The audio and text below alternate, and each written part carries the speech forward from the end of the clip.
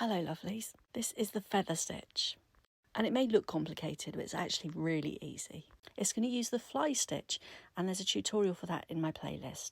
If this is your first time doing this, draw 4 parallel lines quite close together and think of the top one as 1 and then 2, 3 and 4. Bring your needle up through the fabric on the top line and down through the 3rd line. Don't bring it all the way through, you're going to need the loop. Bring your needle back up through on line 2. That's your fly stitch. We're now going to take our needle down through on line 4 and it's going to be directly below where we've just come up through the fabric on line 2. And again we're going to pull our needle through and leave a loop, and then we're going to bring our needle up through on line 3. So there's our first 2 parts of that feather stitch.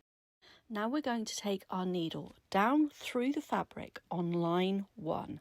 The very top line, and it's going to be level with where we came out on line 3.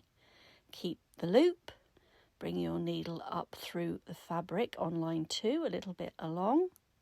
So you're going to work your way from top to bottom, left to right. That's your feather stitch. It's basically staggered fly stitches in a line. You can keep them as uniform as you like, or even sort of like make some a bit bigger or smaller, depending on what effect you're trying to achieve. Anyway, happy stitching.